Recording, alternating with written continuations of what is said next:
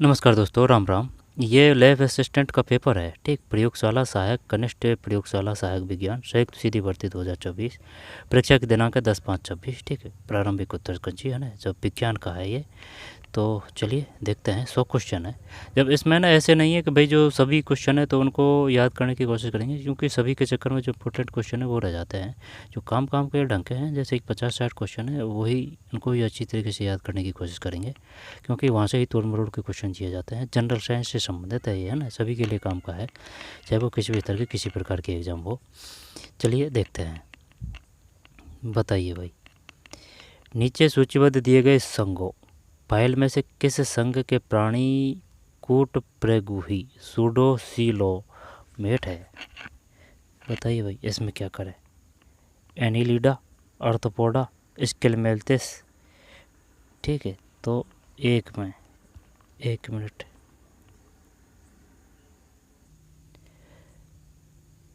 एक में बी है भाई, एक में बी। ये समझ में तो नहीं आ रही, लेकिन ये है इसके मिल्थमेस। अर्थपोडा किसे कहते हैं? एलेनिडा, है ना। चल छोड़ते हैं। निम्न में से कौन सा एक टेरिडोफाइट है जो विषम विषम बीजा गुणा हेटेरोस्पोरी प्रदर्शित करता है? दो में बी है, सिल्वेनिया।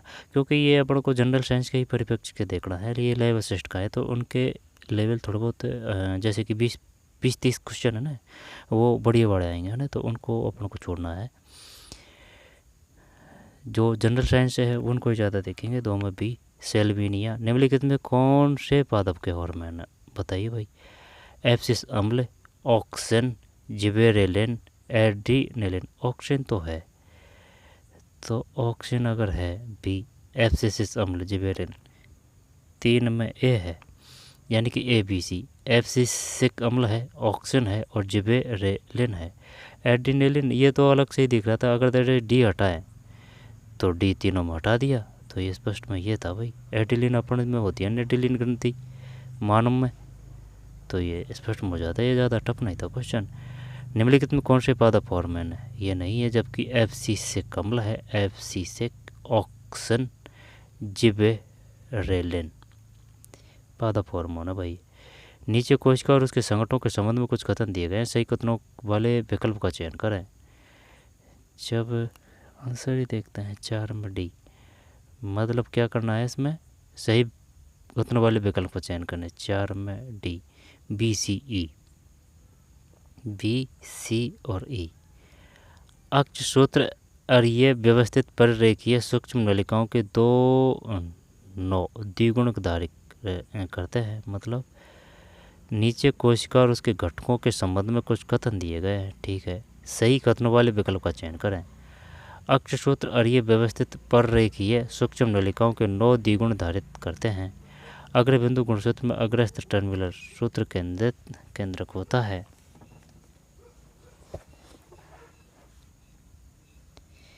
ये तो नहीं है, ठीक है।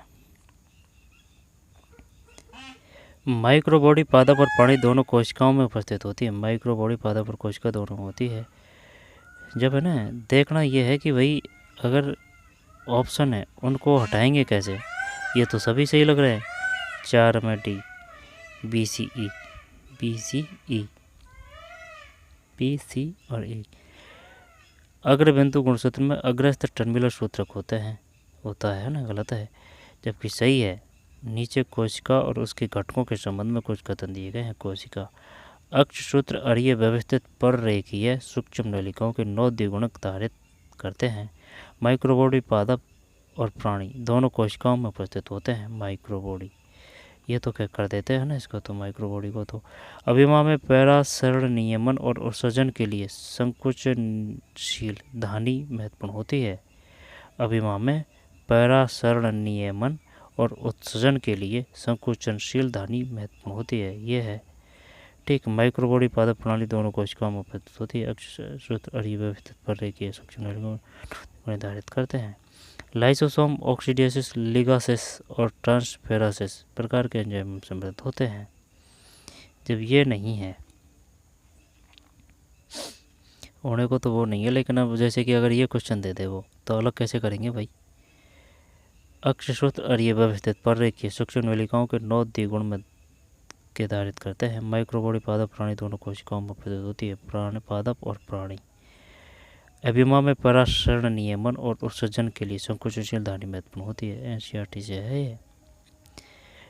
इस प्रकार क्वेश्चनों से बचना चाहिए, अगर आते हैं तो ही करें, है ना। निम्नलिखित में से कौन सी अलवण मीठे जल की मछली है? जब अलवण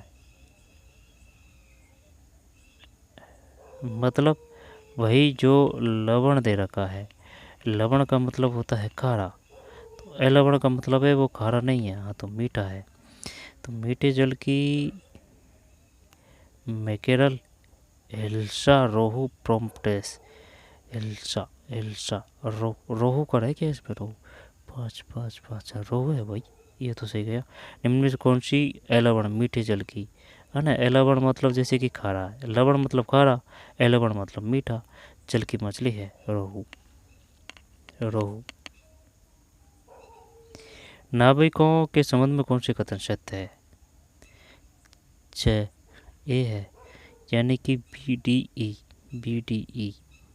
BDE और ई।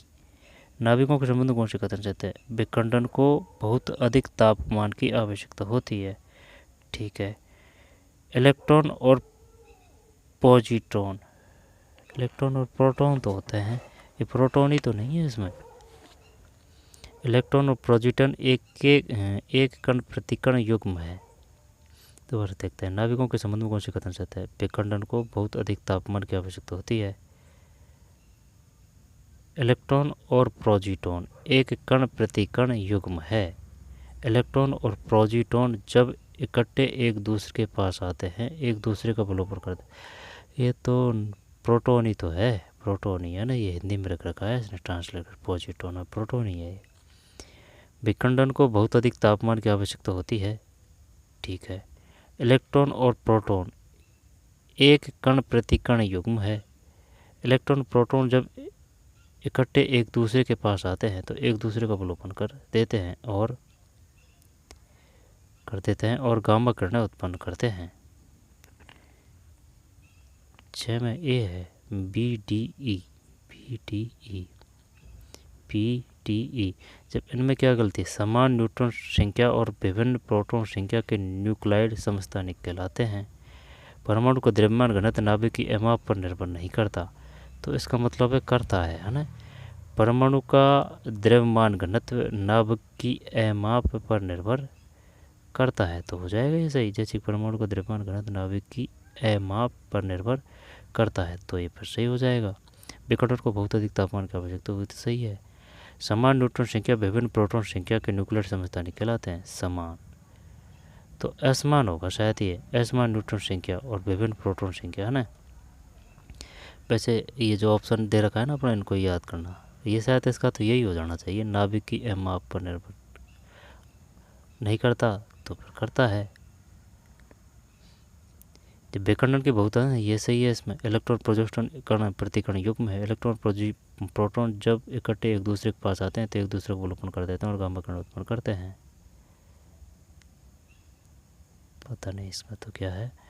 जब वस्तु अनंत दूरी पर स्थित हो तो अवतल दर्पण द्वारा निर्मित होने वाला प्रतिबिंब होता है। मतलब अब भाई ये तो कर रखा है, जैसे कि अवैतल भाई बड़ा नाम है, तो इसको बोलते हैं, जैसे कि ये ना इनमें भी उल्टा सिस्टम है, जैसे कि दूर दृष्टि दोष। तो दूर है ना, तो इसका मतलब दूर की तो नज़र सही है, निकट की खराब है, तो निकट के लिए काम में लेते हैं उत्तल का। अब जैसे कि निकट दृष्टि दोष, अब निकट में निकट की तो सही है, दूर की खराब है, तो दूर के लिए भाई बड़ा नाम है, अवतल का काम में लेते हैं। जब वस्तु और वो जो है ना, जैसे कि गाड़ी है, गाड़ी का जो मिरर होता है उसमें पीछे के साधन को देखने के लिए, उसमें कौन सा है? वो उत्तल है वो। और जो समतल दर्पण है ना, वो नाई वगैरह काम में लेते हैं, समतल। जब वस्तु अनंत दूरी पर स्थित हो तो अवतल दर्पण द्वारा निर्मित होने वाला प्रतिबिंब होता है।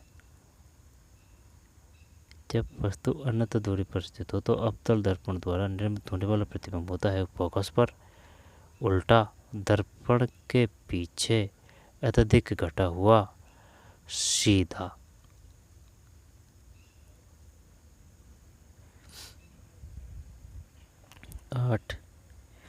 सी है भाई BCD, यानी कि B, C और D। जब वस्तु अनंत दूरी पर स्थित हो तो अवतल दर्पण द्वारा निर्मित होने वाला प्रतिबिंब है फोकस पर, उल्टा और अत्यधिक घटा हुआ। जब ये अलग अलग स्थिति पे है, जैसे कि ये अनंत दूरी के मामले में है, जब वस्तु अनंत दूरी पर स्थित हो तो अवतल दर्पण द्वारा निर्मित होने वाला प्रतिबिंब होगा फोकस पर होगा, अत्यधिक घटा हुआ होगा और उल्टा होगा।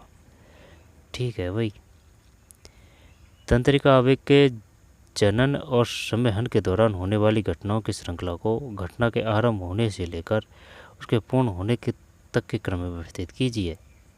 तंत्रिका आवेग के जनन और संवहन के दौरान होने वाली, नो में ए है, ए का मतलब है DCABE, DCABE, TDCABE, यानी कि तंत्रिकाक्ष स्थल पर उद्दीपन प्राप्त होता है। तंत्रिकाक्ष स्थल पर उद्दीपन प्राप्त होता है। फिर तंत्रिकाक्ष में Na+ का द्रुत अंतर्वाह है। फिर K+ के लिए पारगम्यता का बढ़ना। K+ तंत्रिकाक्ष झिल्ली के बाहर विसरित हो जाता है। उत्तेजन स्थल पर विश्रांति विभव का पुनः स्थापन वापसी। ये तो क्या ऊपर होके गई बात तंत्रिका आवेग। फिर आर्थिक रूप से महत्वपूर्ण द्वितीयक मेटाबोलाइट्स और उदाहरण 10 ये है 3-1-4-2, 3-1-4-2, 3-1-4 और 2। एल्केलॉइड्स मॉर्फिन, ये क्या है? आर्थिक रूप से महत्वपूर्ण द्वितीयक मेटाबोलाइट्स और उदाहरण एल्केलॉइड्स मॉर्फिन। टॉक्सिन विष होता है भाई। अवरिन, तो ये है क्या है? अवरिन। पॉलीमर पदार्थ सेलुलोज, लेक्टिन, कॉनकानावालिन ए। आर्थिक रूप से महत्वपूर्ण द्वितीयक मेटाबोलाइट्स अल्केलॉइड्स मॉर्फिन, टॉक्सिन, अवरिन, पॉलीमर पदार्थ सेलुलोज, लेक्टिन, कॉनकानावालिन ए है भाई। असामान्य अनुप्रस्थ काट के एक धात्विक चालक में एक स्थिर विद्युत धारा प्रवाहित हो रही है। चालक के साथ साथ कौन सी राशि स्थिर रहती है? असामान्य अनुप्रस्थ काट के एक धात्विक चालक में एक स्थिर विद्युत धारा प्रवाहित हो रही है। चालक के साथ साथ कौन सी राशि स्थिर रहती है? धारा घनत्व, अपवाह चाल, जब विद्युत क्षेत्र और धारा। जब ये अपवाह चाल करते हैं, क्या रहा नहीं है यार, ये तो धारा है भाई। असमान अनुप्रस्थ काट के एक धात्विक चालक में एक स्थिर विद्युत धारा प्रवाहित हो रही है। इसको देखते हैं 1 मिनट। ये बताइए, ये जो स्थिर विद्युत धारा है ना, ये किसे कहते हैं? स्थिर विद्युत, जिसे हम स्टैटिक इलेक्ट्रिसिटी भी कहते हैं, उस स्थिति को कहते हैं जब किसी वस्तु पर विद्युत आवेश यानी इलेक्ट्रिक चार्ज जमा हो जाता है लेकिन वो बहता नहीं है। इसके विपरीत विद्युत धारा में चार्ज लगातार एक दिशा में बहते हैं। क्या आप इनके बारे में कुछ और जानना चाहते हैं या कोई विशेष उदाहरण चाहते हैं? जैसे कि असमान अनुप्रस्थ काट, ये क्या होता है भाई? असमान अनुप्रस्थ काट। अनुप्रस्थ काट का मतलब होता है जब आप किसी वस्तु को काटते हैं तो जो कटने वाली जगह की सतह होती है। अब असमान अनुप्रस्थ काट का अर्थ ये है कि वो हर जगह एक जैसी नहीं होती। जैसे अगर आप एक ऐसे पाइप को देखें जो एक सिरे पर बहुत चौड़ा हो और दूसरे पर पतला, तो उसका अनुप्रस्थ काट असमान होगा। क्या आप इसे किसी खास चीज के संदर्भ में समझना चाहते हैं? बताइए, अनुप्रस्थ काट किसे कहते हैं? अनुप्रस्थ काट, जिसे अंग्रेजी में क्रॉस सेक्शन कहते हैं, इसे आप ऐसे समझ सकते हैं कि अगर आप किसी बेलनाकार चीज जैसे कि एक सेब या पाइप को बीच से काटते हैं। एक मिनट, दोबारा से बताइए, अनुप्रस्थ काट किसे कहते हैं? कोई बात नहीं, चलिए मैं फिर से समझाता हूँ। अनुप्रस्थ काट, जिसे अंग्रेजी में क्रॉस सेक्शन कहते हैं, वो सतह होती है जो किसी वस्तु को उसकी लंबाई के लंबवत यानी 90 डिग्री के कोण पर काटने पर मिलती है। इसे आप ऐसे भी समझ सकते हैं कि अगर आप किसी लंबी चीज जैसे कि गाजर या खीरा को बीच से काटते हैं तो जो गोल हिस्सा आपको दिखाई देता है वही अनुप्रस्थ काट कहलाती है। एक धात्विक चालक में एक विद्युत धारा प्रवाहित हो रही है। चालक के साथ साथ कौन सी राशि स्थिर रहती है? धारा, धारा घनत्व, विद्युत क्षेत्र और अपवाह चाल। एक धात्विक चालक में जब विद्युत धारा प्रवाहित होती है तो चालक के साथ साथ उसकी धारा स्थिर रहती है। इसका मतलब यह है कि किसी भी अनुप्रस्थ काट से प्रति सेकंड गुजरने वाले आवेश की मात्रा समान रहती है, भले ही चालक की मोटाई अलग अलग क्यों ना हो। मतलब दो बार समझाइए। बिल्कुल, मैं इसे आसान शब्दों में समझाता हूँ। जब किसी धात्विक तार में बिजली बहती है तो तार के किसी भी हिस्से से गुजरने वाली बिजली की मात्रा हमेशा बराबर होती है।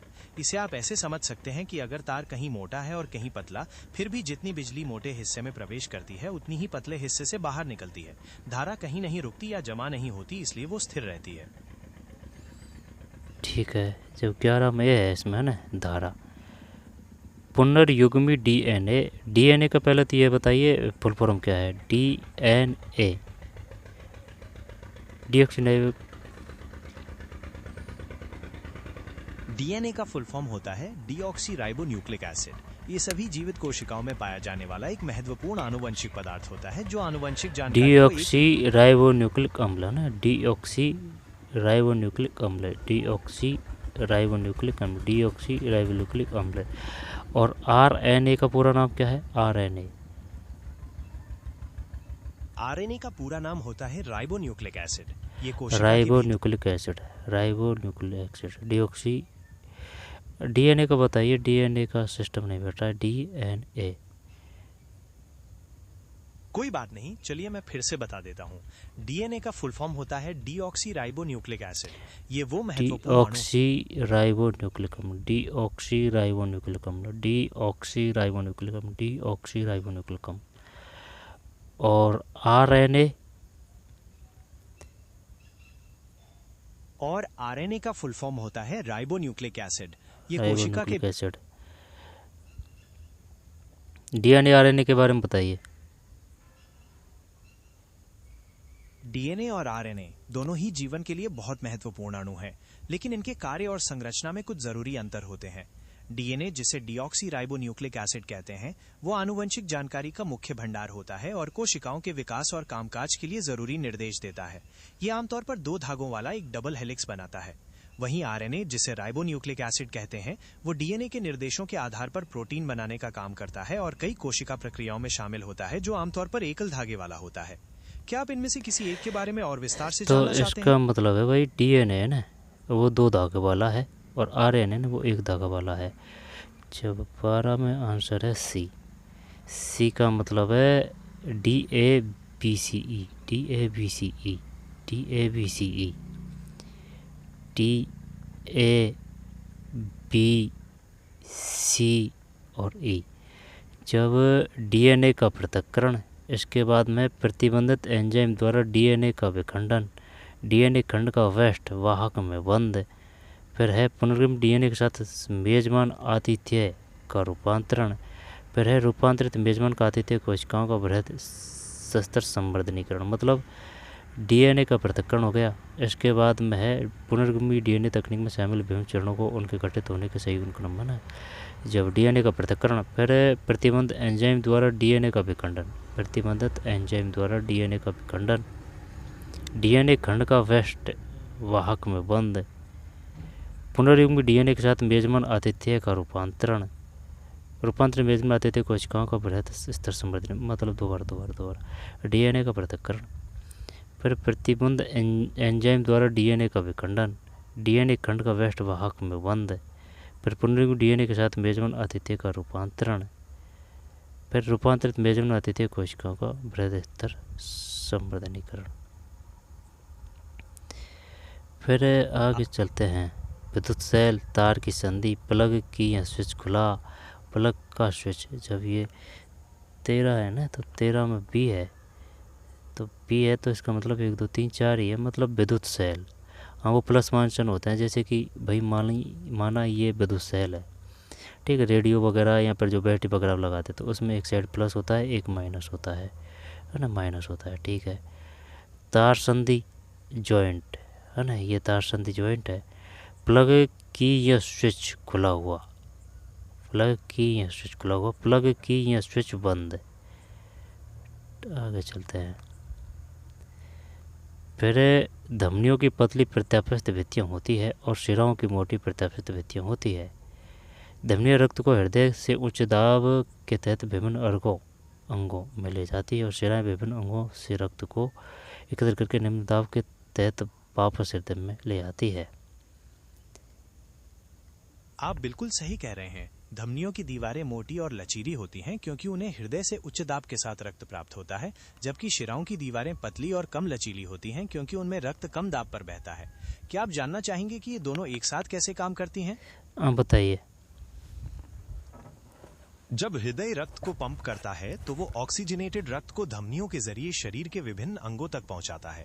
इन अंगों में धमनियां छोटी छोटी रक्त वाहिकाओं कैपिलरीज में बढ़ जाती हैं, जहां पोषक तत्वों और ऑक्सीजन का आदान प्रदान होता है। फिर शिराएं इस वी ऑक्सीजनेटेड रक्त को एकत्र करके और वाल्व की मदद से बिना पिछले प्रवाह के वापस हृदय में ले आती हैं। इस तरह ये चक्र लगातार चलता रहता है। ठीक है भाई। जब ये जो है ना 14 में डी है, जब डी का मतलब ए मतलब 14 है ना, 14 मतलब डी है, डी का मतलब है ए सही नहीं है लेकिन आर सही है। धमनियाँ रक्त को हृदय से उच्च दाब के तरह विभिन्न अंगों में ले जाती है और शिराएं विभिन्न अंगों से रक्त को एकत्रित करके निम्न दाब के तहत वापस हृदय में ले जाती है। धमनियाँ रक्त को हृदय से उच्च दाब के तहत विभिन्न अंगों में ले जाती है और शिराएं विभिन्न अंगों से, जैसे कि धमनियाँ है, ठीक है, धमनियाँ रक्त को हृदय से उच्च दाब के तहत विभिन्न अंगों में ले जाती है, ठीक है, धमनियाँ। और शिराएं उल्टी है ना, वापस ला रही है। शिराएं विभिन्न अंगों से रक्त को एकत्र करके निम्न दाब के तहत वापस हृदय में ले आती है। ए सही नहीं है लेकिन आर सही है इसमें ना। फिर सामान्य निकट बिंदु 15 में सी है। निम्नलिखित में कौन सा विकल्प एक आहार श्रृंखला बनाता है? जब नीचे दिए गए विकल्प में सबसे उपयुक्त चुनिए। आहार श्रृंखला। आहार श्रृंखला की सही विकल्प बताने के लिए कृपया आप मुझे विकल्प बता सकते हैं, तभी मैं उनमें से सबसे उपयुक्त विकल्प चुन पाऊंगा। 16 है ना, 16 में भी है। इनमें कौन सा विकल्प एक आहार श्रृंखला बनाता है? घास को खाया बकरी ने, फिर मनुष्य। घास बकरी मनुष्य, घास बकरी मनुष्य है भाई, घास बकरी मनुष्य। पर 17 में भी है, 18 है ना, इसमें सी है। फिर गोल आकार पीले रंग के बीजों वाले पादप एक का झुर्रीदार तथा हरे रंग के बीजों वाले पादप 2 के साथ संकरण करने पर F1 पीढ़ी में सभी पौधे गोल आकार और पीले रंग के बीजों वाले थे। निम्न में से कौन से कथन सत्य हैं? निम्न में से कौन से कथन सत्य हैं? जब 19 है ना, 19 में ए है, ए का मतलब है ए और टी, एडी। गोल आकार और पीले रंग के बीजों वाले पादप एक का झुर्रीदार तथा गोल आकार और पीले रंग के बीजों वाले पादप एक का झुर्रीदार तथा हरे रंग के बीजों वाले पादप 2 के साथ संकरण करने पर F1 पीढ़ी में सभी पौधे गोल आकार और पीले रंग के बीजों वाले थे। निम्न में से कौन से कथन सत्य हैं? 19 में ए, 19 में ए है तो इसमें ए का मतलब है ए और टी। पीला रंग और गोलाकार हरे रंग और झुर्रीदार आकार पर प्रभावी होने का गुण दर्शाता है। पादप एक का जीन क्रम दोनों गुण के लिए समयुग्मजी है। फिर नीचे कथन दिए गए एक कथन के रूप में लिखा है दूसरा उसके कारण। हीरा ज्ञात पदार्थों में सबसे कठोर होता है जबकि ग्रेफाइट चिकना और फिसलनदार होता है। नहीं, कार्बन तत्व प्रकृति में विभिन्न रूपों में पाया जाता है जिनके अत्यधिक विविध रासायनिक गुण होते हैं। जब आर सही है इसमें, पी इसमें सी। अरे तेरे की, आर ए सही नहीं है, ए सही है लेकिन आर सही नहीं है। हीरा ज्ञात पदार्थों में सबसे कठोर होता है, ये बात तो सही थी, लेकिन जबकि ग्रेफाइट चिकना और फिसलनदार होता है, ये है भाई। अब होने को तो कार्बन का पूर्व ग्रेफाइट होता है, वो तो सही है, लेकिन ये विशेषता बता रहा है ग्रेफाइट की, चिकना फिसलनदार होता है। अब ये गलत है इसमें, ये जो है ना 20 में सी, ये सही है लेकिन आर सही नहीं है।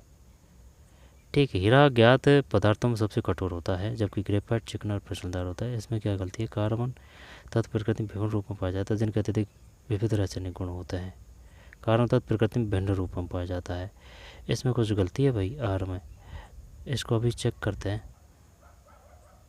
जी बताइए, आप इसको शुद्ध रूप में बताइए। शुद्ध रूप में आप कह सकते हैं कि कार्बन के विभिन्न अपर रूपों के भौतिक गुण अत्यधिक विविध होते हैं, लेकिन उनके रासायनिक गुण लगभग समान होते हैं। जैसे कि मैं कथन बोल रहा हूँ, कार्बन तत्व प्रकृति में भिन्न रूपों में पाया जाता है जिनके अत्यधिक विविध रासायनिक गुण होते हैं। अब इसको शुद्ध बताइए, इसमें गलती कहाँ है? इस कथन में गलती यह है कि कार्बन के विभिन्न रूपों के रासायनिक गुण अत्यधिक विविध नहीं होते बल्कि समान होते हैं। उनके भौतिक गुण बहुत अलग अलग होते हैं। इसे शुद्ध रूप में इस तरह लिखा जाना चाहिए, कार्बन तत्व प्रकृति में भिन्न रूपों में पाया जाता है जिनके अत्यधिक विविध भौतिक गुण होते हैं, लेकिन रासायनिक गुण लगभग समान होते हैं।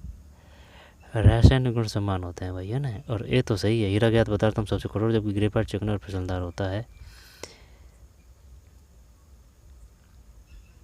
जी बिल्कुल, आपका ये कथन बिल्कुल सही है। हीरा ज्ञात पदार्थों में सबसे कठोर होता है जबकि ग्रेफाइट चिकना और फिसलनदार होता है, जो कि इनके भौतिक गुणों में अंतर को स्पष्ट करता है। क्या आप कार्बन के किसी और अपर रूप के बारे में कुछ और जानना चाहते हैं? यौगिक और दूसरी सोचिए के गलनांक, जब इनका मिलान करना है तो 21 है ना, तो 21 में डी है, यानी कि 4 3 2 1 4 3 2 1 4 3 2 और 1। एसिटिक अम्ल 290 के में गलनांक एसिटिक अम्ल। फिर एक क्लोरोफार्म 209, एथेनॉल 156, मीथेन 90। दोबारा देखते हैं, 21 है ना, 21 में डी है, 4 3 उल्टा ही तो है, तो फिर कोई दिक्कत नहीं है, उल्टा ही है ना। एसिटिक अम्ल ये गलता है भाई साहब 290, जो तापमान बढ़ जाएगा ना जब गलेगा ये। क्लोरोफार्म 209 पे, एथेनॉल 156 पे और मीथेन 90 के। मतलब क्या होता है भाई, और इसको समझाइए, यौगिक और गलनांक और ये मीथेन 290 के क्या है? के का मतलब होता है केल्विन, जो कि तापमान की एक इकाई है। गलनांक वो तापमान होता है जिस पर कोई ठोस पदार्थ पिघलकर द्रव अवस्था में बदल जाता है। आपने जो आंकड़े दिए हैं वे विभिन्न यौगिकों के गलनांक को केल्विन में दर्शाते हैं। उदाहरण के लिए एसिटिक अम्ल 290 केल्विन पर पिघलता है, क्लोरोफॉर्म 209 पर, एथेनॉल 156 पर और मीथेन लगभग 90 केल्विन पर पिघलता है। इसमें मीथेन का तापमान 90 केल्विन ही है। क्या आप इस बारे में कुछ और समझना चाहते हैं या किसी और यौगिक के गलनांक के बारे में जानना चाहते हैं? हाँ बताइए।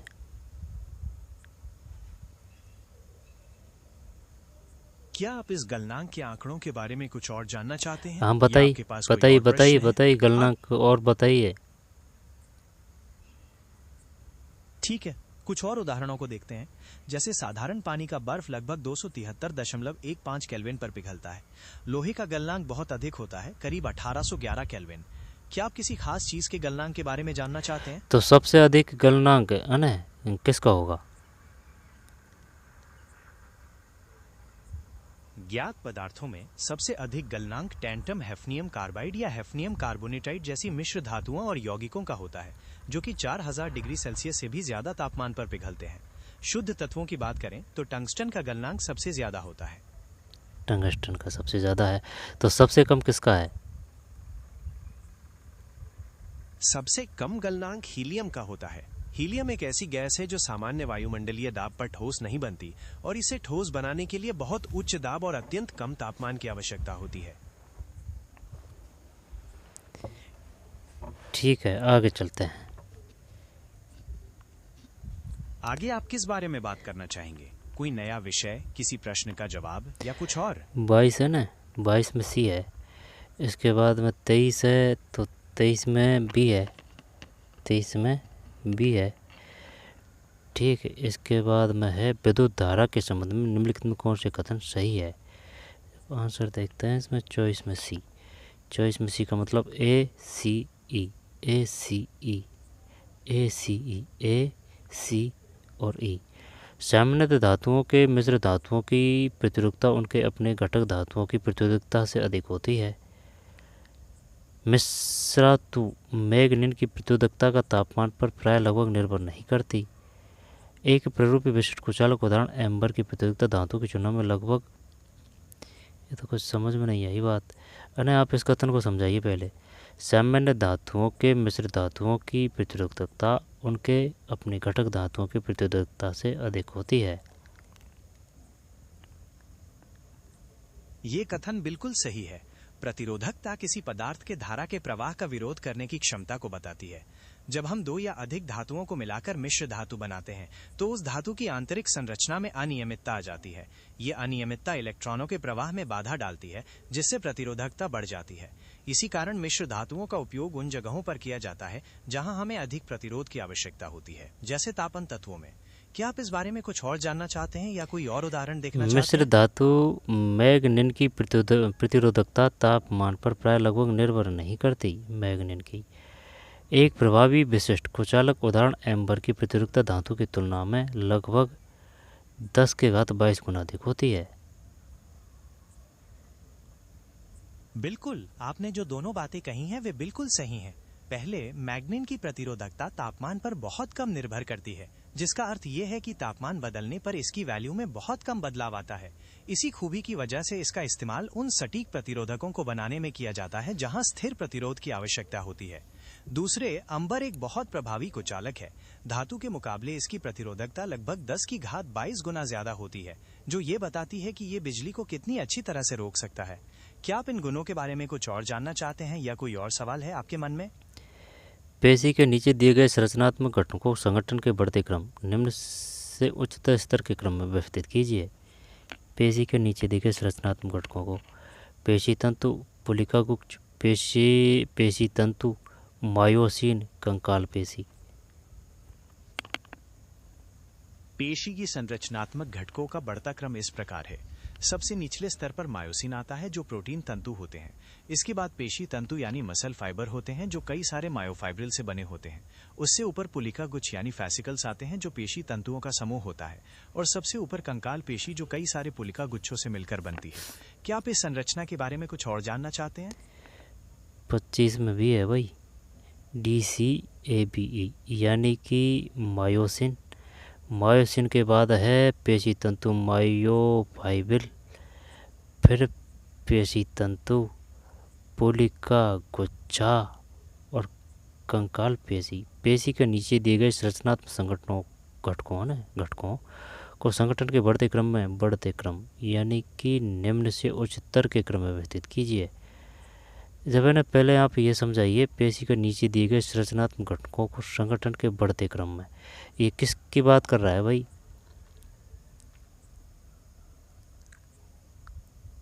ये प्रश्न पेशी यानी मांसपेशियों की संरचना के बारे में है।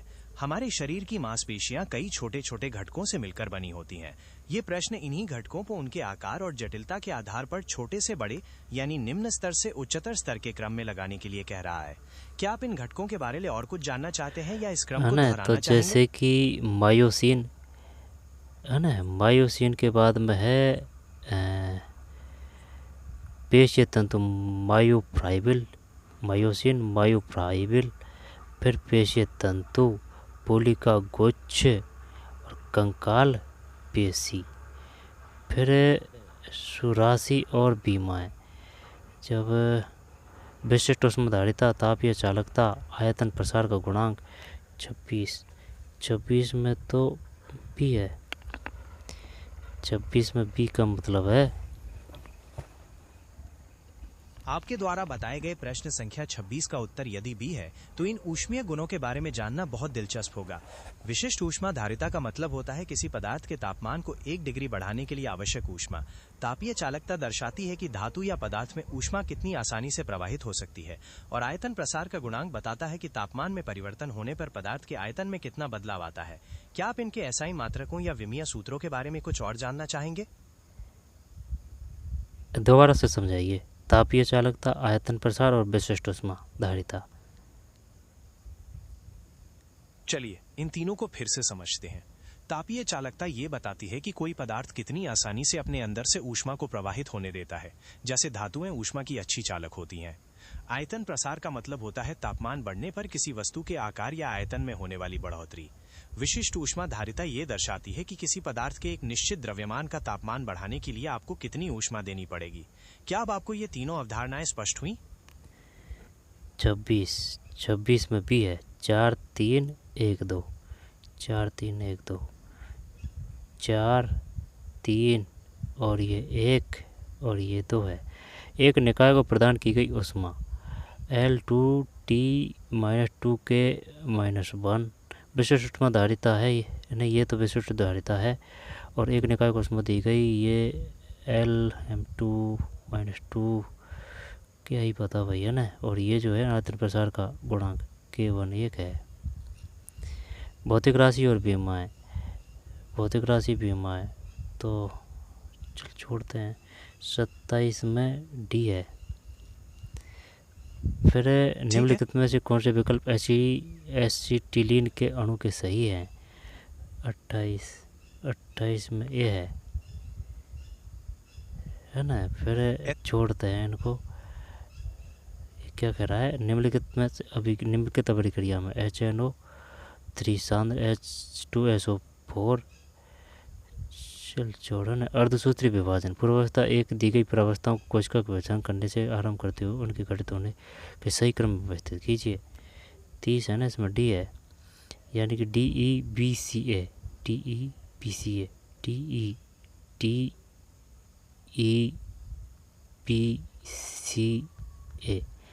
पहले है युग्मपट पहले तनुपट है लेप्टोटिन, फिर युग्मपट जाइगोटिन, स्थूलपट पेकीटिन, फिर द्विपट डिप्लोटीन, फिर पारगति क्रम डाइकाइनेसिस है।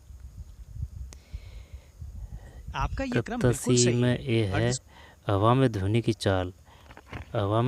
चाल। जब इसको तो करने की कोशिश करते हैं। दाब पर निर्भर नहीं करती है। आर्द्रता बढ़ने से बढ़ती है, दाब बढ़ने से घटती है, तापमान बढ़ने से बढ़ती है, आर्द्रता बढ़ने से घटती है।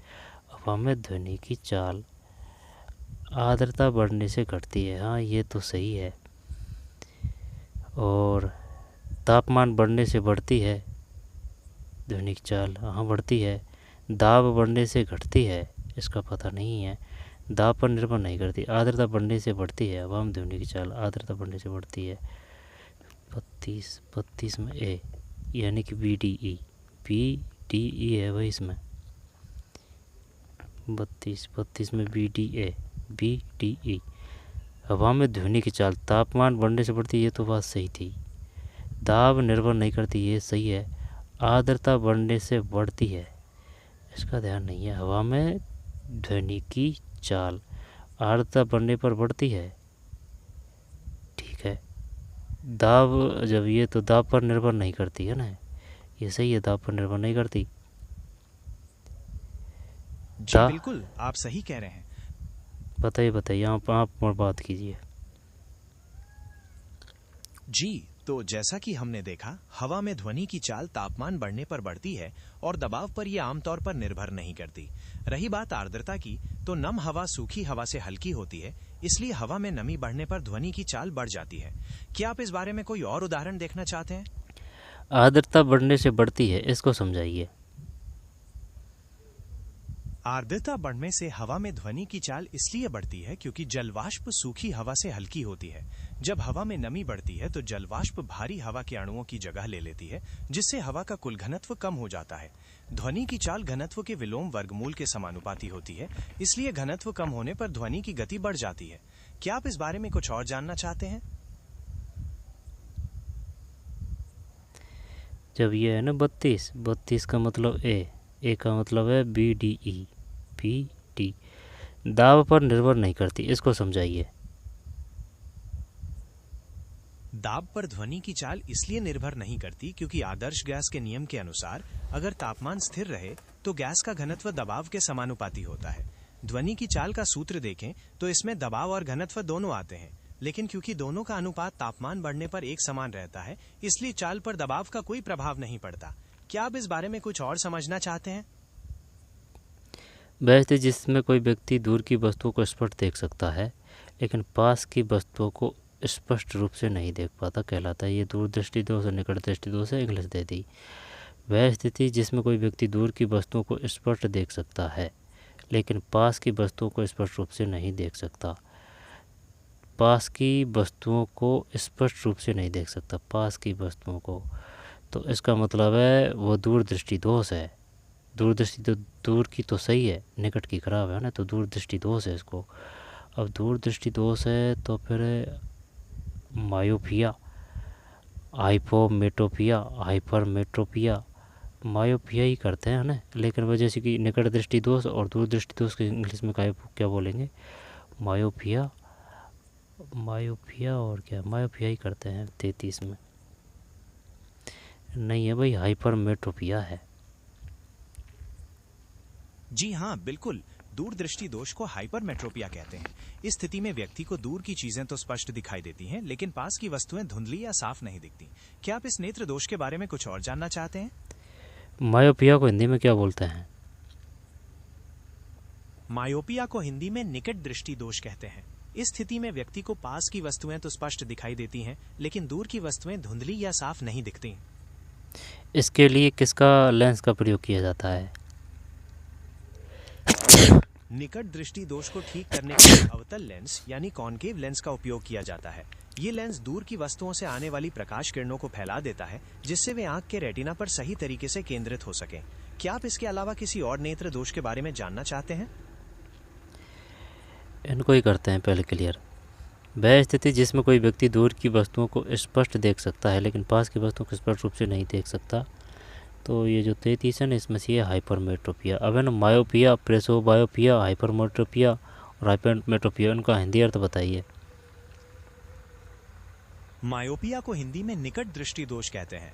प्रेसयोपिया को हिंदी में जरा दूर दृष्टि कहा जाता है, जो उम्र के बढ़ने के साथ होती है। हाइपरमेट्रोपिया को हिंदी में दूर दृष्टि दोष कहते हैं। और जैसा कि आपने आइपेंटमेट्रोपिया के बारे में कहा, ये शायद हाइपरमेट्रोपिया का ही एक रूप है, जिसे आप दूर दृष्टि दोष ही समझ सकते हैं। क्या आप इनमें से किसी के बारे में कुछ और जानना चाहते हैं? हाइपरमेट्रोपिया 33 में सी, हाइपरमेट्रोपिया। जब ये बताइए उत्तल लेंस का प्रयोग किस में करेंगे? उत्तल लेंस का प्रयोग दूर दृष्टि दोष यानी हाइपरमेट्रोपिया को ठीक करने के लिए किया जाता है। ये लेंस पास की वस्तुओं से आने वाली प्रकाश किरणों को मोड़कर रेटिना पर सही तरीके से केंद्रित करने में मदद करता है। क्या आप किसी और लेंस या नेत्र दोष के बारे में जानना चाहते हैं? और उत्तल लेंस का प्रयोग किस में करेंगे? अवतल लेंस का प्रयोग निकट दृष्टि दोष यानी मायोपिया को ठीक करने के लिए किया जाता है। ये लेंस दूर की वस्तुओं से आने वाली जब प्रकाश जैसे कि किरणों निकट दृष्टि दोष है ना, निकट दृष्टि दोष, निकट दृष्टि दोष, निकट दृष्टि दोष, ये मायोपिया है, मायोपिया। नहीं तो वो ये हाइपरमेट्रोपिया ऑटोमेटिक याद हो जाएगा ना। मायोपिया, निकट दृष्टि दोष, निकट दृष्टि दोष। अब निकट दृष्टि दोष का मतलब ये है, इसमें निकट की तो नज़र सही है, दूर की खराब है। व्यक्ति दूर की वस्तुओं को स्पष्ट देख सकता है लेकिन पास की वस्तुओं को स्पष्ट रूप से नहीं देखा ना, तो निकट दृष्टि दोष है। तो निकट दृष्टि दोष का मतलब क्या है, निकट की तो सही है, ठीक, दूर की वस्तु को स्पष्ट देख सकता है लेकिन पास की वस्तुओं को नहीं, है ना। तो निकट दृष्टि दोष का मतलब होता है निकट की तो सही देख सकता है, वो दूर की नहीं देख सकता। जब दूर की नहीं देख सकता, निकट दृष्टि दोष का मतलब निकट की तो सही देख सकता है, दूर की नहीं देख सकता। हाँ, आपका समझना बिल्कुल सही है। निकट दृष्टि दोष का मतलब यही होता है कि पास की चीजें तो साफ दिखाई देती हैं, लेकिन दूर की चीजें धुंधली दिखती हैं। इसको मायोपिया बोलते हैं। जी हाँ, बिल्कुल। निकट दृष्टि दोष को ही मायोपिया कहा जाता है। इसमें किस लेंस का प्रयोग किया जाता है? निकट दृष्टि दोष को ठीक करने के लिए अवतल लेंस यानी कॉनकेव लेंस का उपयोग किया जाता है। ये लेंस दूर की वस्तुओं से आने वाली प्रकाश किरणों को है फैला ना, देता है। निकट दृष्टि दोष। मायोपिया को निकट दृष्टि दोष कहते हैं, मायोपिया निकट दृष्टि दोष। जी हाँ, बिल्कुल 34 सही कहा आपने। अब 34 में सी है, मासिक आर्तव चक्र की निम्नलिखित घटनाओं। तो फिर क्या? पता नहीं भैया ना। 35 में सी है, फिर क्वांटम 36 में ए है, फिर सिट्रिक अम्ल चक्र के निम्नलिखित क्रियाधारों जैव अणुओं को उनके अणु में उपस्थित कार्बन की संख्या के आरोही क्रम में विभाजित कीजिए। सिट्रिक 37 में डी है, डी का मतलब EABCD है, EABCD EABCD EABCD का मतलब है EABC और डी, यानी 5 है। सिट्रिक अम्ल है जो किससे मिलता है, सिट्रिक अम्ल उससे मिलता है ना, जो चैंटी है उनसे कौन सा वो मिलता है, चैंटी के डंक में कौन सा वो होता है, सिट्रिक अम्ल।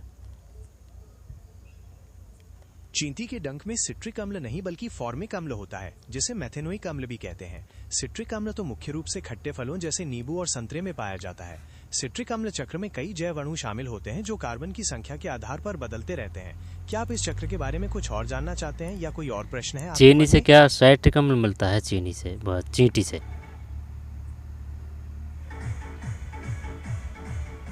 नहीं, चीनी से सिट्रिक अम्ल सीधे नहीं मिलता है, लेकिन व्यावसायिक स्तर पर इसे चीनी को किण्वित करके बनाया जाता है, जिसके लिए एक विशेष प्रकार की फफूंद का उपयोग किया जाता है। और चींटी के डंक में तो फॉर्मिक अम्ल होता है, सिट्रिक अम्ल नहीं। फॉर्मिक, क्या फॉर्मिक चींटी के फॉर्मिक है ना, फॉर्मिक चींटी में फॉर्मिक अम्ल होता है, ठीक, चींटी के डंक में फॉर्मिक। और वो जो है ना साइट्रिक, वो खट्टे पदार्थ है। जब पहले है एसिटिक कोंजाइम ए, फिर है पाइरूवेट, ऑक्सिलोसिट अम्ल, कोल्टिग्लूटारिक अम्ल, फिर है ये सिट्रिक अम्ल। आगे चलते हैं, फिर ये जो है ना 38 में तो डी है। और किसी परिस्थितिक तंत्र में ऊर्जा प्रवाह के निम्नलिखित मुख्य घटकों को क्रम में व्यवस्थित कीजिए। किसी परिस्थितिक तंत्र में ऊर्जा प्रवाह के निम्नलिखित मुख्य घटकों को क्रम में व्यवस्थित कीजिए। सूर्य का प्रकाश तो पहले आएगा, तो पहले ये आ गया, फिर उत्पादक, मांस भक्षी, शाक, मांस भक्षी लास्ट में है। तो ये जाना चाहिए 39 में। हाँ, ये तो सही गया भाई। तो 1-2 क्वेश्चन गए हैं 25-30 क्वेश्चनों में से ना। जैसे कि सूर्य का प्रकाश के बाद में है उत्पादक के बाद में है शाक भक्षी, फिर मांस भक्षी।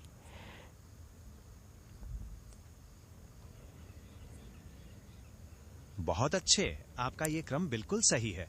पारिस्थितिकी तंत्र में ऊर्जा प्रवाह इसी तरह आगे बढ़ती है। पहले सूर्य का प्रकाश, फिर उत्पादक, उसके बाद शाक भक्षी और अंत में मांस भक्षी। ये बहुत ही महत्वपूर्ण चक्र है।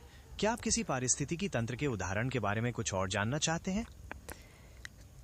40 में सी है, फिर नीचे प्रौद्योगिकी और उसके अनुप्रयोगों से संबंधित कथन दिए गए। निम्नलिखित में से सही कथन वाले विकल्प को चुनिए। 41 है, डी है, डी का मतलब है डी और ई, ये सही है, सिर्फ डी और ई, तो ये सही है। इनको ही देख लेते हैं, डी और ई। गोल्डन राइस आनुवंशिक अभियंत्रित फसल है जो विटामिन ए से समृद्ध होती है। जीन क्राइस सेकंड AB द्वारा कुटलेखित प्रोटीन कपास के वॉल्मर गोलक कृमि को नियंत्रित करते हैं। बिंडाल परीक्षण का उपयोग किस रोग का पता लगाने के लिए? बिंडाल का तो ये है, ये बिंडाल का है, बिंडाल मलेरिया है। तो अरे तेरे की, विडाल परीक्षण का उपयोग टाइफाइड बुखार का पता लगाने के लिए किया जाता है, न कि मलेरिया का। मलेरिया के लिए अलग तरह के टेस्ट किए जाते हैं। क्या आप टाइफाइड बुखार के लक्षणों या विडाल परीक्षण के बारे में कुछ और जानना चाहते हैं? हाँ बताइए। टाइफाइड बुखार के मुख्य लक्षणों में तेज बुखार, अत्यधिक कमजोरी, पेट में दर्द, सिर दर्द और भूख न लगना शामिल है। कुछ मामलों में छाती या पेट पर गुलाबी रंग के छोटे धब्बे भी दिखाई दे सकते हैं। विडाल परीक्षण में रक्त के नमूनों की जांच करके साल्मोनेला बैक्टीरिया के खिलाफ एंटीबॉडीज का पता लगाया जाता है, जिससे टाइफाइड का निदान करने में मदद मिलती है। क्या आप इस बारे में कुछ और समझना चाहते हैं या कोई और प्रश्न है आपके मन में? विडाल परीक्षण, ठीक, टाइफाइड ज्वर है। फिर ये जो है ना, कौन सा है ये? 43 में ये है भाई, सेब फल का कौन सा भाग खाने योग्य है? सेब फल का जब ये पुष्पांकन है 44 में, हाँ पुष्पांकन है। सेब का जो भाग हम खाते हैं उसे पुष्पासन कहते हैं। ये अंडाशय के आसपास का फूला हुआ भाग होता है, इसलिए सेब को एक झूठा फल माना जाता है, क्योंकि वास्तविक फल तो इसके अंदर का बीजों वाला भाग होता है। क्या आप किसी और फल के खाने योग्य भाग के बारे में जानना चाहते हैं? एकेन। क्या आप अपनी बात पूरी कर सकते हैं? मुझे आपकी बात स्पष्ट नहीं हुई। कृपया 45 बताइए में सी है, यानी कि संरचना और कार्य। बॉम्बन संपुट समीपस्थ सम्मिलित नलिका एल्ले पास अवरोही है ना, छोड़ा ना। जब ये जो है कौन सा है इसमें 45 में सी है। और ये क्या है पियोफाइसिस लाइपोडिसा फाइमोकाइटिस क्लोरीज जो 46 है ना, इसमें भी है। 47 है, इसमें भी है। वेल वेट प्रकार का दलपुंज पुष्पदल विन्यास किसमें देखा जा सकता है? 48 में डी है कैलोट्रोपिच। और ये 49 है, 49 में डी है एरिथ्रोजाइलिम कोका। कौन सा पेप्टाइड जीनीय अभियांत्रिकी इंसुलिन का भाग नहीं है? 50 में सी पेप्टाइड नहीं है, जबकि ए है, बी है, ए और बी है। किसी रेडियो सक्रिय न्यूक्लाइड की अर्ध वायु 20 घंटे है, 40 घंटे के बाद मूल 51 है ना, 51 में बी है। ठीक है, फिर राशि और बीमा है 52 में डी है। फिर जीन ए जीन बी स्वतंत्र रूप से पृथक नहीं हुए। बताइए नीचे दिए कथन में कौन से उपयुक्त परीक्षण को यथार्थ रूप से दर्शाते हैं? 53 में डी है, यानी कि बी और ई। बी और ई है, बी और ई। जीन ए और जीन बी एक ही गुणसूत्र पर स्थिर हैं और एक दूसरे के साथ निकट रूप से संबंधित है। 53 में डी। 53 में डी का मतलब है बी और ई। बी और ई, बी और ई। जीन ए और जीन बी एक ही गुणसूत्र पर स्थित है और एक दूसरे के साथ निकट रूप से संबंधित है। जीन ए और जीन बी के बीच अत्यधिक पुनर्जित कॉम्बिनेशन है। और ये क्या है? उदाहरण सहभागिता, उदाहरण प्रकार प्रतिस्पर्धा। ये तो ऊपर और जा रही है ना, चल छोड़। 3 जीग्राम अनबैड अंतराल, फिर निम्नलिखित में संयोजक बफर विलियन, फिर पीयूष थायराइड अंडाशय इंसुलिन। और ये क्या था इसमें? एसिटिक अम्ल बोरिक ग्लाइसिन एसिटिक अम्ल 57 है ना, जिसमें डी है विलियन ऐसा नहीं लगता है। है कि आप किसी प्रश्नोत्तरी ना ये नहीं है, जबकि एसिटिक अम्ल सोडियम एसीटेट, बोरिक अम्ल प्लस बोरेक्स, ग्लाइसिन ग्लाइसिक हाइड्रोक्लोराइड। ठीक, हार्मोन ग्रंथि। जब ये जो है ना 58 में सी है, यानी कि 1 2 3 4 क्रम से ही है। ये पीयूष यानी पिट्यूटरी ग्रंथि सभी अंगों में वृद्धि की उद्दीपक करती है। थायराइड ग्रंथि अपचय को नियंत्रित करती है। अंडाशय मासिक चक्र को नियंत्रित करती है। इंसुलिन रक्त शर्करा के स्तर को नियंत्रित करती है। फिर आगे चलते हैं, ये छोड़ 6 माह से अधिक जाल यम युग्म अधिचर्म बलकुट अंतचर्म पर 60 में ए है, एक बीजपत्री जड़। उत्तल दर्पण में वाहन चालक के लिए समतल दर्पण की तुलना में अधिक विस्तृत क्षेत्र को देखना संभव होता है। उत्तल दर्पण पर सीधा आसमान प्रतिबिंब बनाते हैं। उपरोक्त कथन के आलोक में नीति के विकल्प में से सही उत्तर चुनिए। आपका ये चयन बिल्कुल सही है। उत्तल दर्पण में वाकई समतल दर्पण की तुलना में अधिक विस्तृत क्षेत्र दिखाई देता है, क्योंकि ये दर्पणों का वक्र बाहर की ओर होता है। इसके साथ ही ये हमेशा सीधा और वस्तु से छोटा प्रतिबिंब बनाते हैं, जिससे वाहन चालकों को पीछे का पूरा दृश्य आसानी से दिखाई देता है। क्या आप किसी और दर्पण या प्रकाशीय उपकरण के बारे में कुछ और जानना चाहते हैं? उत्तल दर्पण में वाहन चालक के लिए समतल दर्पण की तुलना उत्तल दर्पण में वाहन चालक के लिए समतल दर्पण की तुलना में अधिक विस्तृत क्षेत्र को देखना संभव होता है। उत्तल दर्पण सीधा और आसमान प्रतिबिंब में बनाते हैं। उपरोक्त कथन के आलोक में इस कथन के अनुसार उत्तल दर्पणों की बनावट उन्हें पीछे के बड़े क्षेत्र को दिखाने की क्षमता देती है, जिससे वाहन चालक सुरक्षित रहते हैं। ये दर्पण प्रकाश किरणों को फैला देते हैं, जिससे प्रतिबिंब हमेशा छोटा और सीधा दिखता है। क्या आप इस बारे में कुछ और समझना चाहते हैं? 62 में सी है, फिर मेसेलेसन एवं स्टाहल द्वारा किए गए परीक्षण से संबंधित निम्नलिखित चरणों को घटित होने में सही क्रम है। 63 ये लैब असिस्टेंट का है जब वो उनसे संबंधित है। 63 है इसमें सी है।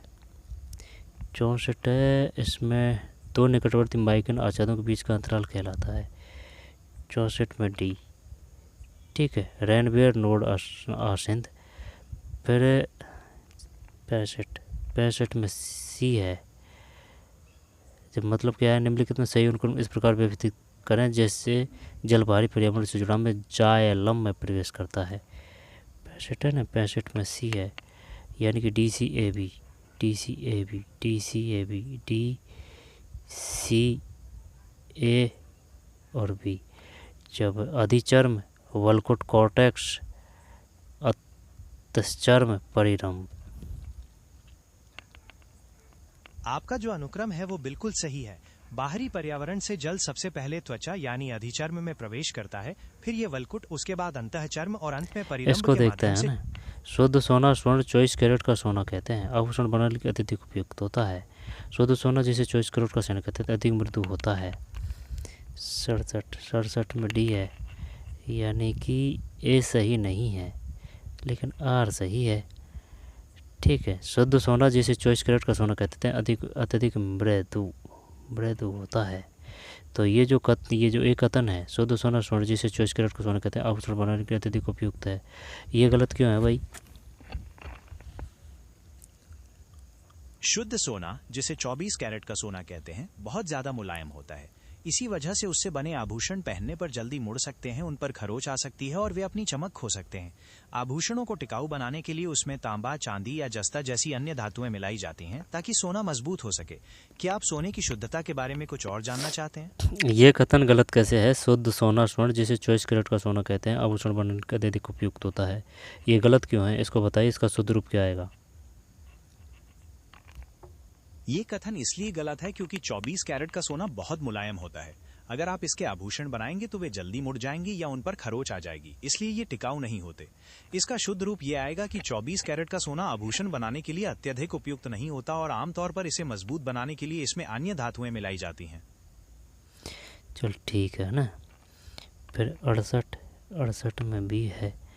फिर ठोस द्रव गैस द्रव और ठोस। जब इसमें है ना 69 में डी है। डी का मतलब है 4 1 2 3 4 1 2 3 है। 4 1 2 3 4 1 2 और 3।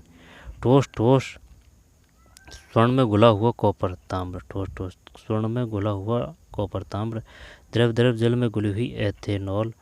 गैस ऑक्सीजन और नाइट्रोजन गैस का मिश्रण। द्रव ठोस सोडियम के साथ पारे का। ये आपने बिल्कुल सही क्रम बताया है। ठोस विलयन का उदाहरण स्वर्ण में घुला हुआ कॉपर होता है, द्रव का जल में घुली हुई एथेनॉल, गैस का ऑक्सीजन और नाइट्रोजन गैस का मिश्रण, और द्रव ठोस का उदाहरण सोडियम के साथ पारे का अमलगम है। क्या आप इस बारे में कुछ और जानना चाहते हैं या कोई और प्रश्न है आपके मन में?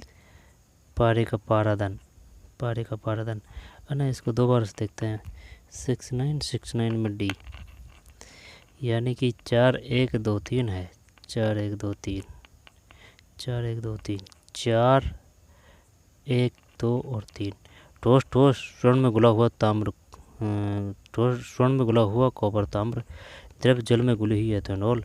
गैस ऑक्सीजन और नाइट्रोजन गैस का मिश्रण।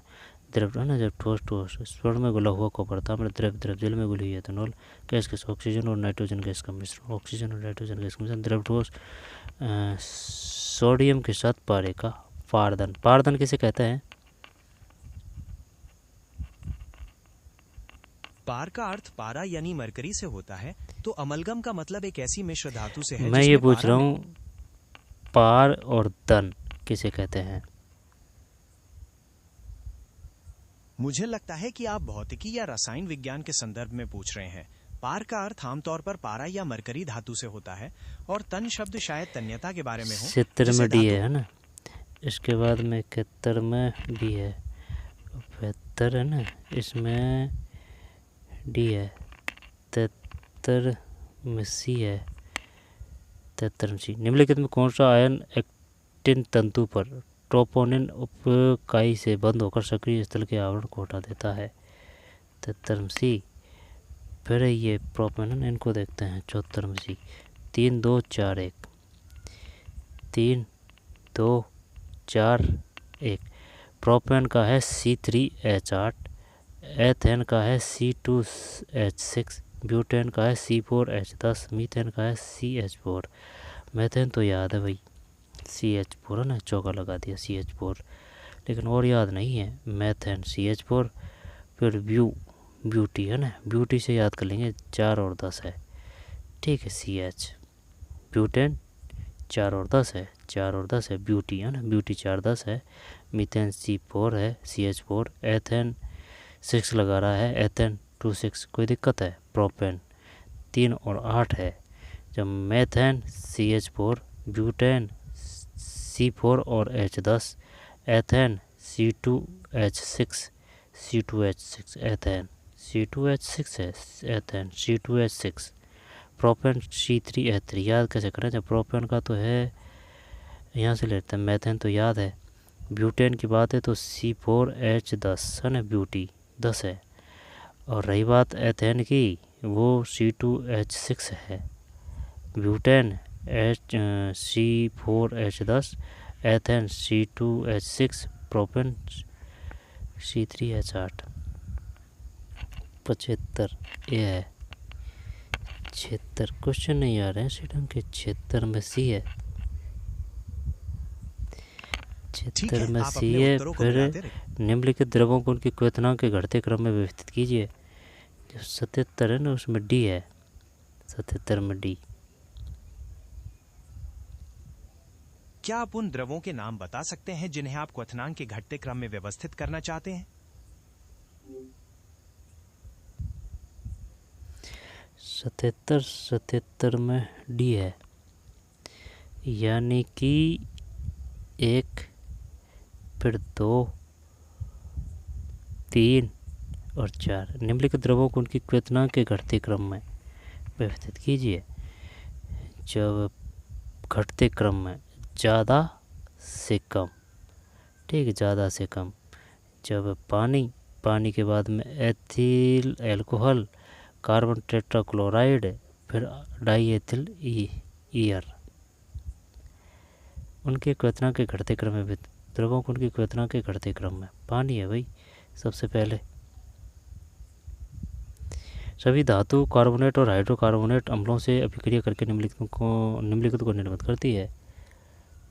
78 में 4 है, ए है। ए का मतलब है ABC, A, B और C, कार्बन डाइऑक्साइड, लवण और जल।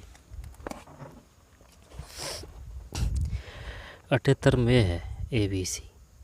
सभी धातु कार्बोनेट और हाइड्रोजन कार्बोनेट अम्लों से अभिक्रिया करके निम्नलिखित को निर्मित करते हैं। ABC, A, B और C, कार्बन डाइऑक्साइड, लवण और जल। कार्बन डाइऑक्साइड, लवण और जल। जब ABC है ना, 78 में A है। सभी धातु कार्बोनेट हाइड्रोजन कार्बोनेट अम्लों से अभिक्रिया करके निम्नलिखित को निर्मित करते हैं। कार्बन डाइऑक्साइड, फिर लवण और जल। दोबारा से देखते हैं, मतलब ये क्या कह रहा है, सभी धातु कार्बोनेट और हाइड्रोजन कार्बोनेट अम्लों से अभिक्रिया करके निम्नलिखित को निर्मित करते हैं। कार्बन डाइऑक्साइड, लवण और जल। 79 डी है।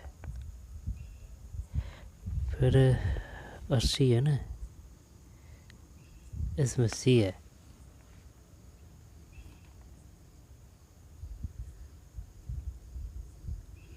तो 80 में सी है और 81 में सी है।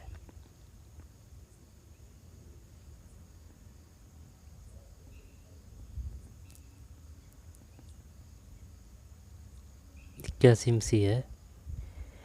82 में 82 में ए है। NH क्रिया जैसे रक्तदाब, लार बनना, उल्टी आना नियंत्रित होती है मंडूला मध्याह्न से। ठीक, NH क्रिया है जैसे रक्तदाब, लार बनना, उल्टी आना नियंत्रित होती है सेरिब्रम प्रेमस्तिक से। नहीं, ये है मेंडुला, मध्याह्न से है।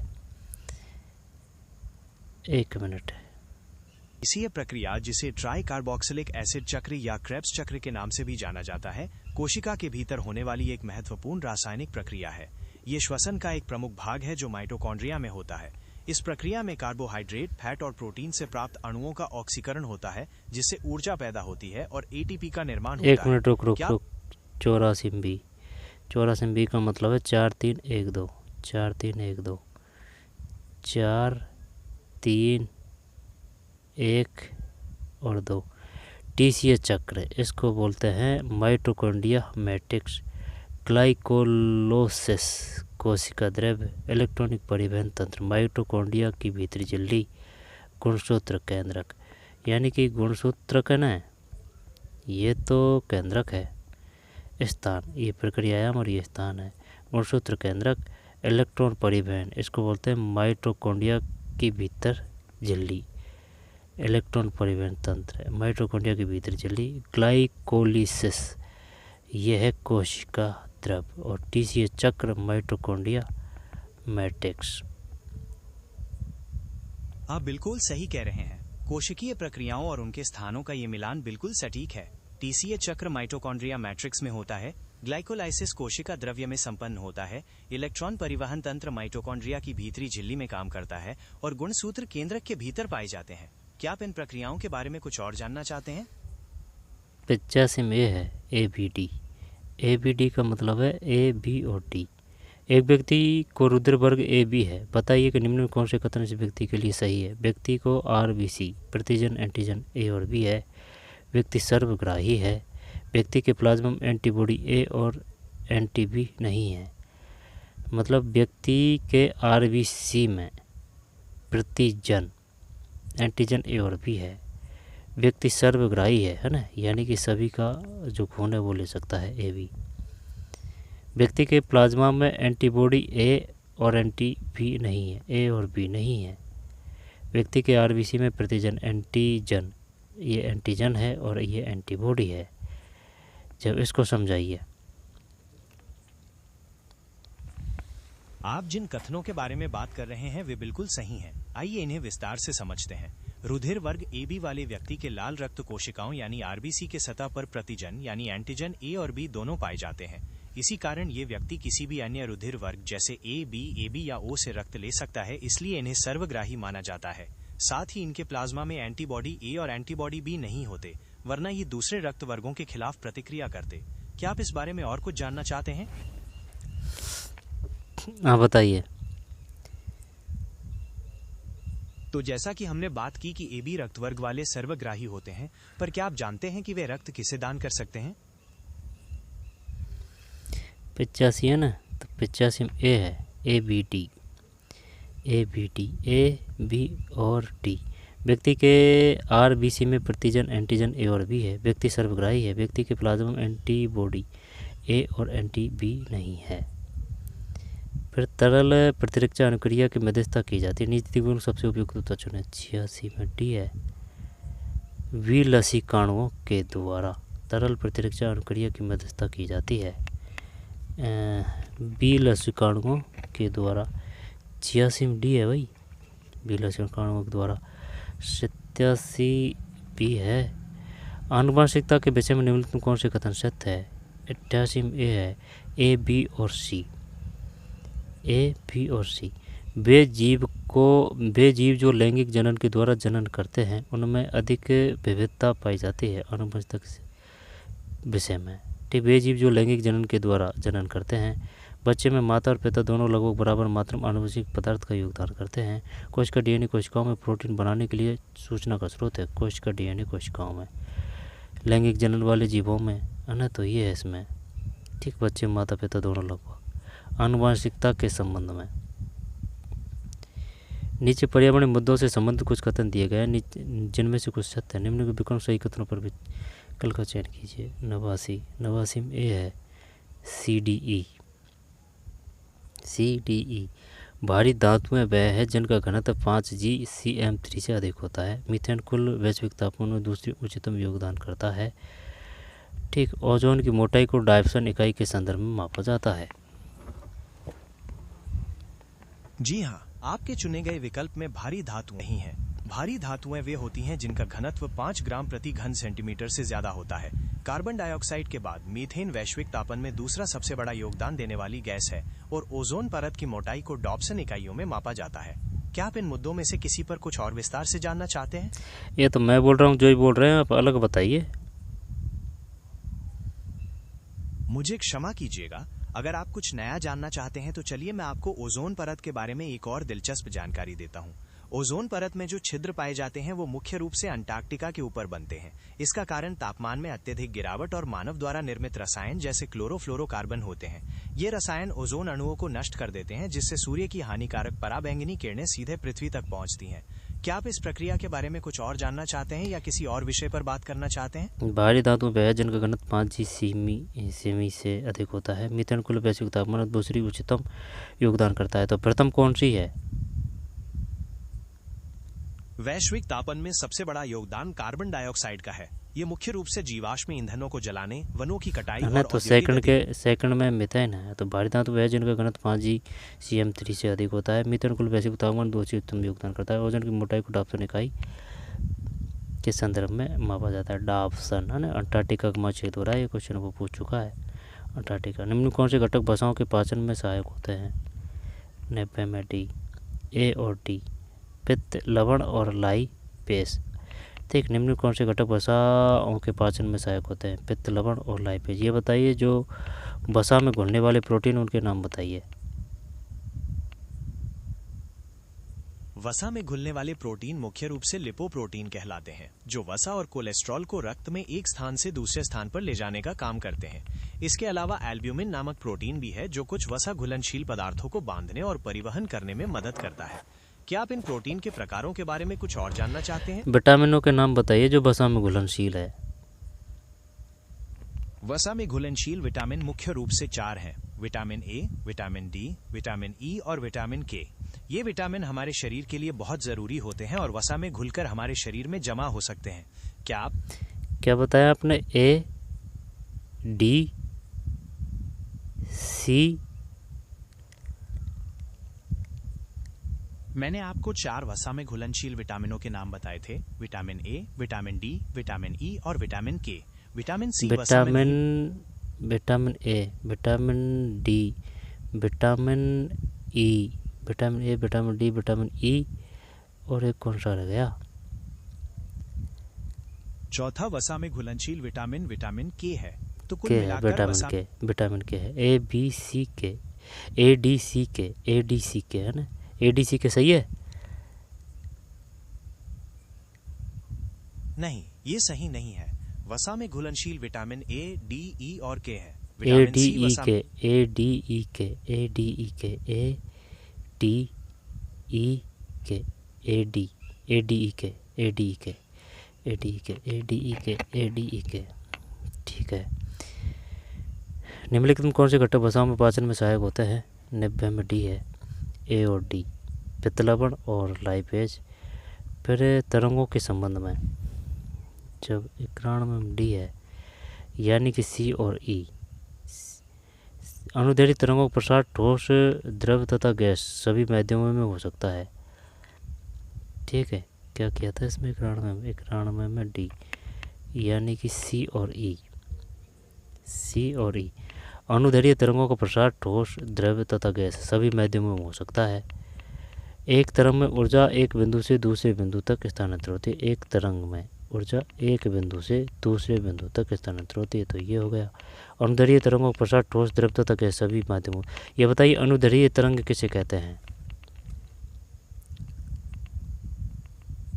अनुदैर्ध्य तरंगे वे तरंगे होती हैं जिनमें माध्यम के कणों की गति तरंग के संचरण की दिशा के समानांतर होती है।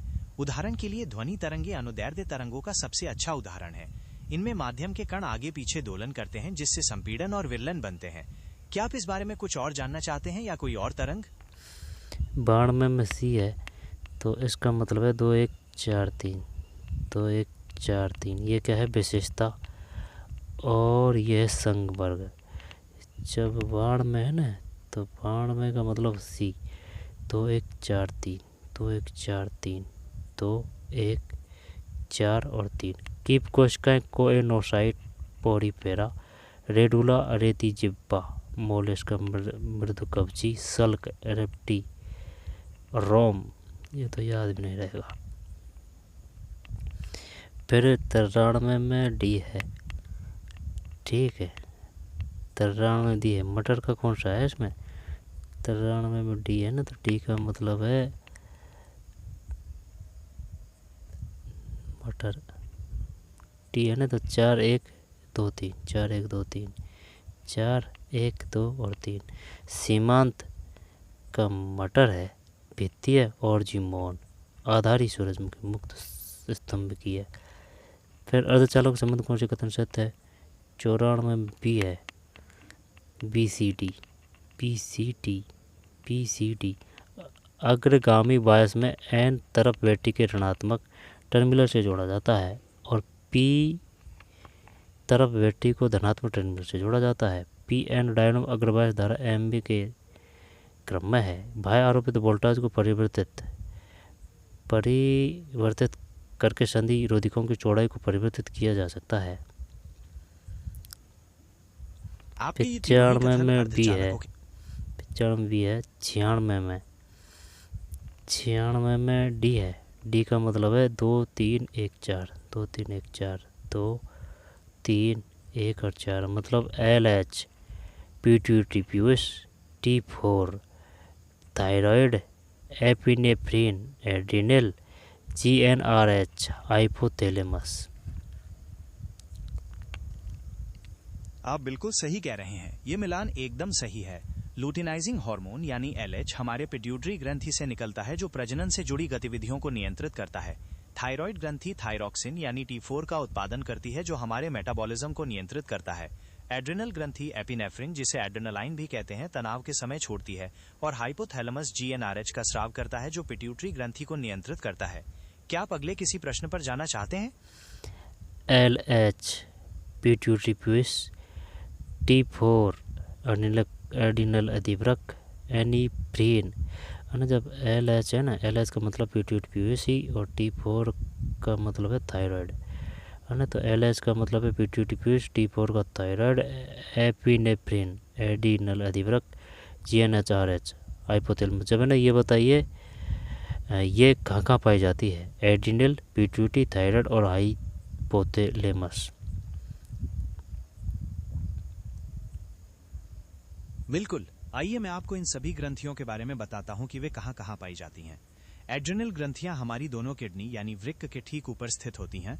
पिट्यूटरी ग्रंथि हमारे मस्तिष्क के आधार पर हाइपोथैलेमस के ठीक नीचे पाई जाती है। थायराइड ग्रंथि हमारी गर्दन में श्वास नली के सामने तितली के आकार की होती है। और हाइपोथैलेमस मस्तिष्क का एक भाग है, जो थैलेमस के नीचे और पिट्यूटरी ग्रंथि के ऊपर स्थित होता है। क्या आप इनके बारे में कुछ और जानना चाहते हैं?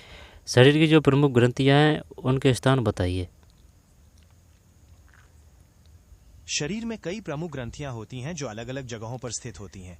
जैसे हाइपोथैलेमस हमारे मस्तिष्क के आधार पर, पिट्यूटरी ग्रंथि के ठीक ऊपर और पीनियल ग्रंथि भी मस्तिष्क के केंद्र के पास पाई जाती है। गर्दन में थायराइड ग्रंथि होती है और उसके पीछे पैराथायराइड ग्रंथि। छाती में थाइमस ग्रंथि होती है और दोनों किडनी के ऊपर एड्रिनल ग्रंथियां। पेट में अग्नाशय स्थित होता है और महिलाओं में अंडाशय और पुरुषों में वृषण पाए जाते हैं। क्या आप इनमें से किसी विशिष्ट ग्रंथि के बारे में कुछ और जानना चाहते हैं? और ग्रंथियों के बारे में बताइए इनके अलावा।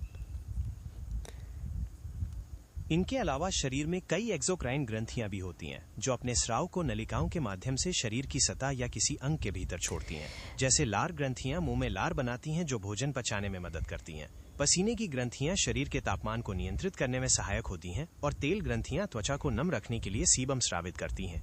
क्या आप इन एक्सोक्राइन ग्रंथियों के बारे में कुछ और विस्तार से जानना चाहते हैं? 97 में ए है, ऑक्सीकरण अभिक्रिया। बताइए ऑक्सीकरण अभिक्रिया क्या है? ऑक्सीकरण अभिक्रिया, जिसे ऑक्सीडेशन भी कहते हैं, एक ऐसी प्रक्रिया है जिसमें किसी पदार्थ में ऑक्सीजन जुड़ती है या उससे हाइड्रोजन निकलती है। आधुनिक परिभाषा के अनुसार ऑक्सीकरण वो प्रक्रिया है जिसमें परमाणु या आयन अपने इलेक्ट्रॉन। निर्माता प्राय चिप्स की तैलियों में नाइट्रोजन जैसी गैस से भर देते हैं, जिससे इस अभिक्रिया से